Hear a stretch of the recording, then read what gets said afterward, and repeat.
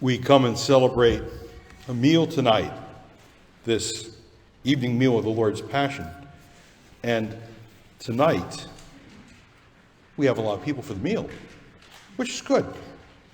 Let me tell you about two people that I'm aware of, one very closely, who also are at a meal like this tonight, but not here, someplace else.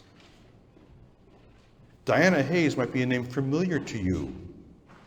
Diana's a young woman who was received into the church. She was baptized in the church as a teenager in Albany, I think at St. Joseph's in Arbor Hill, back in the late 70s.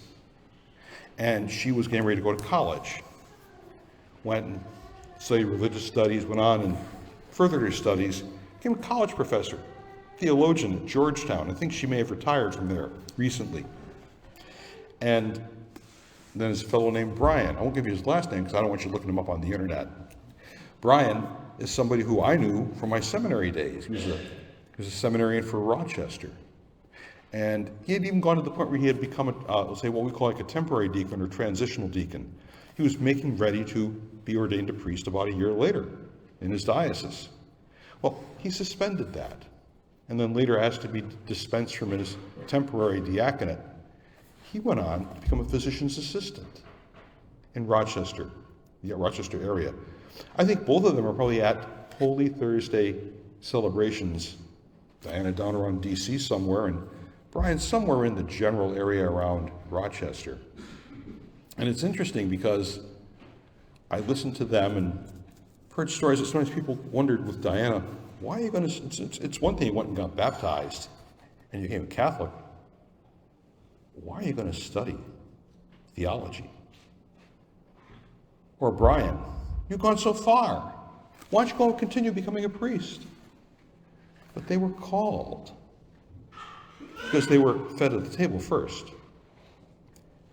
And fed from the table, they were ready to go out and do the Lord's bidding, perhaps in very different ways, but they were ready. We think of the experience here where it's interesting that of all of our four Gospels, three of them have Last Supper accounts. John's does not. John's Gospel kind of picks up with the washing of feet after dinner. Here we're talking about the Jesus who serves, even in menial ways. I mean, let's face it, for all the things you can do for one another, having someone sit down and washing their feet might not strike you as, say, as the thing you would want to do. It's personal. It's very, very intimate. Some people might be a little skeeved out by it. But that's who we are, following the ways of Jesus, who said that those who serve should be ready to serve the greatest and the least at the same time. And we find ourselves ready to serve one another, whether it's washing feet, or in Brian's case, washing wounds, or in Diana's case, filling young souls with that which the Lord places in them. We find ourselves called to all sorts of things. Here, or everything in between. The goodness of everyday life. The experience of being baptized people. Filled with gifts, where we're called to be the Lord's people and to go and to do his work in the world. And sometimes that work takes us to feet to be washed, or wounds to be healed, or hungry souls, inquiring souls looking to be filled, or people to be fed, or people to be clothed, or people to be forgiven, or people to be understood, or people with whom we look to express patience and spend time. And those are just a few examples. And I'm sure you, from your experience in life as baptized women and men and young people, you've had the chance to do all those things and a few more things in between. And we think a little bit about our gathering here tonight as we begin the Triduum. We have been walking with Jesus for these 6+ weeks. And we've been listening to his word and his way and walking at his side. Maybe you're even getting to the point where it's as if you've been closing your eyes and placing yourself right in the middle of all these Gospels we've been hearing over the course of the Lenten weekends. And we've been ready to maybe step right in. Maybe we've been kind of expecting Jesus to look at you and say something to you, and you're thinking about, how will I respond? We're here tonight at the table. We're being fed. He's teaching us how to pray.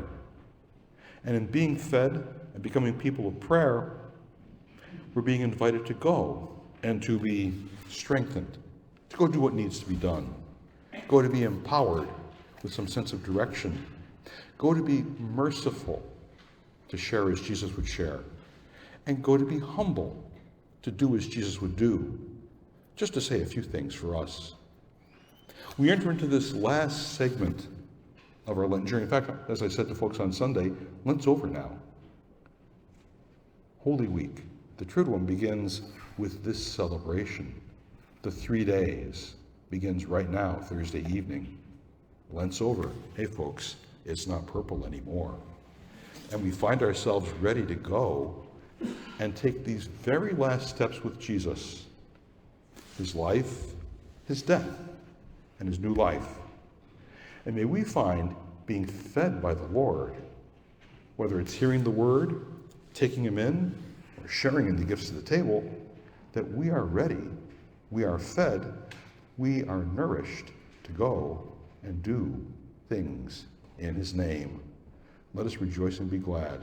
Are there going to be times when we're not sure what we're doing? Sure.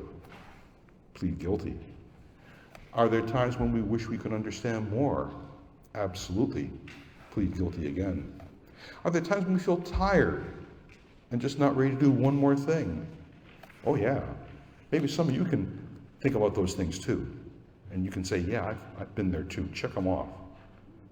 Maybe think a little bit about how we are called to go and be his people. And being fed by the Lord helps to fill things in, to give us what we need, that we can go and be his people.